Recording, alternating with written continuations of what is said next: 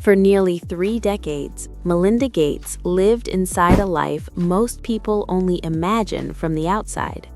Private jets, world readers on speed dial, boardrooms where decisions shaped entire nations. From the surface, it looked like the ultimate partnership: a brilliant technologist, a powerful philanthropist, and a woman who seemed perfectly composed beside him. Cameras caught her smile, magazines praised her grace, and history books often placed her name right after his. But what the world never saw was the quiet cost of carrying that role. What no one understood was how slowly and painfully that image began to crack from the inside. When the divorce was announced in 2021, it landed like a thunderclap. 27 years of marriage ended with a single statement that said the relationship was no longer workable. The numbers alone stunned people.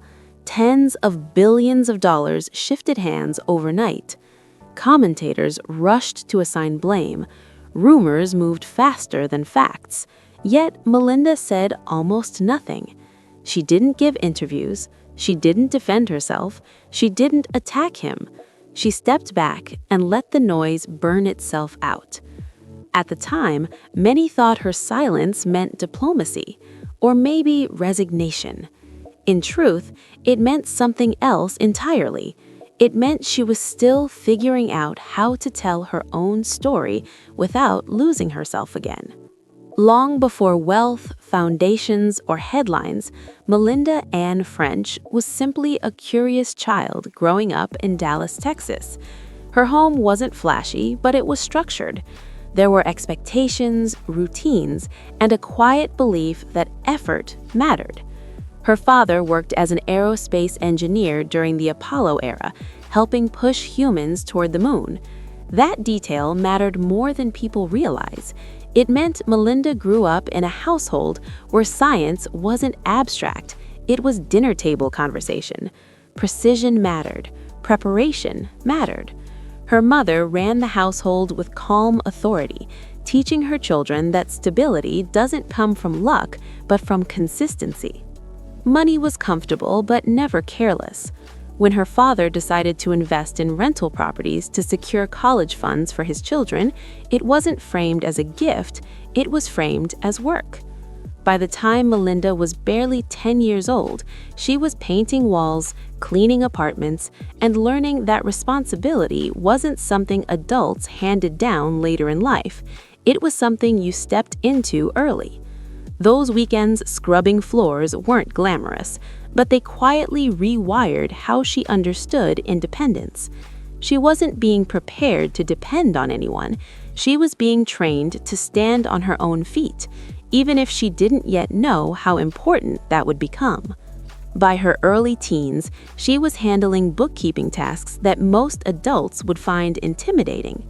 Numbers stopped being scary and started becoming tools. Each ledger balanced was another reminder that control comes from understanding, not from authority. When an early personal computer entered the house, something clicked even deeper. The machine didn't judge, it didn't interrupt, it responded only to logic. For a young girl in a world that often spoke louder than it listened, that mattered. Coding felt fair, it felt clean. And it offered something rare at the time, a space where gender didn't automatically define expectations. School only reinforced that momentum.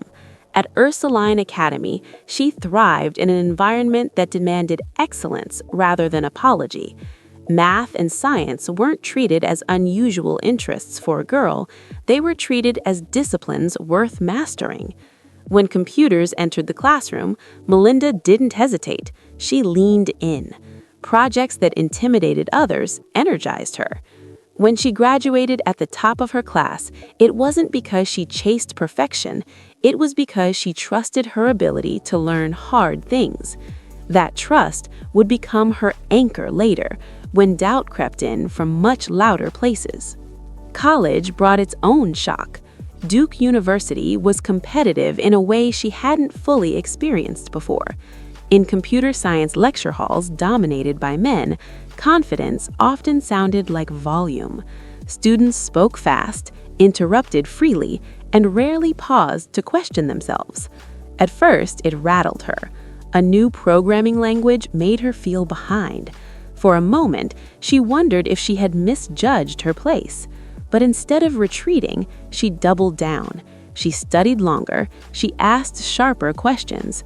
She reminded herself that discomfort wasn't a verdict, it was a signal that growth was happening. By her early 20s, she held both a bachelor's degree in computer science and economics and an MBA. More importantly, she carried something harder to quantify: the ability to survive environments that didn't naturally make space for her. Internships at large tech companies exposed her to how power moved inside organizations. She watched who spoke, who decided, and who was quietly ignored. These observations stayed with her long after the meetings ended. When she finally chose to join a young software company in Seattle instead of taking a safer corporate path, she wasn't chasing prestige, she was chasing possibility. At Microsoft, she didn't arrive as someone's partner, she arrived as a product manager with deadlines, teams, and expectations. Her early projects lived at the edge of what technology could do at the time.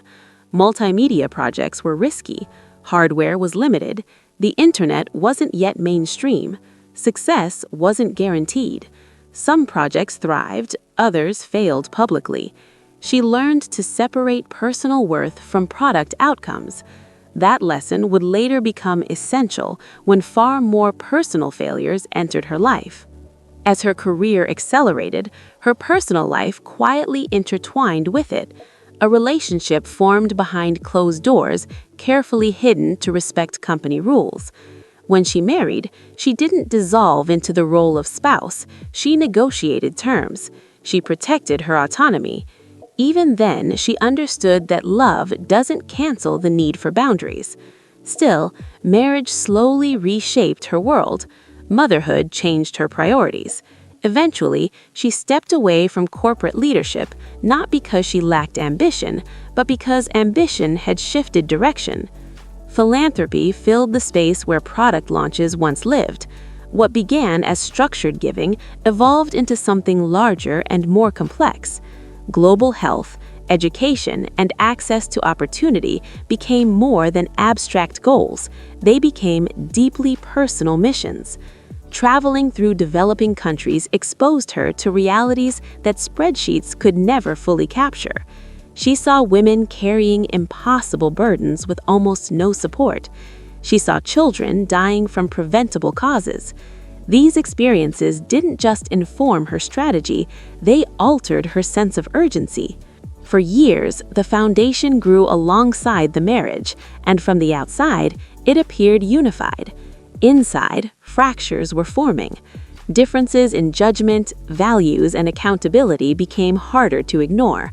Moments that once felt uncomfortable began to feel unacceptable.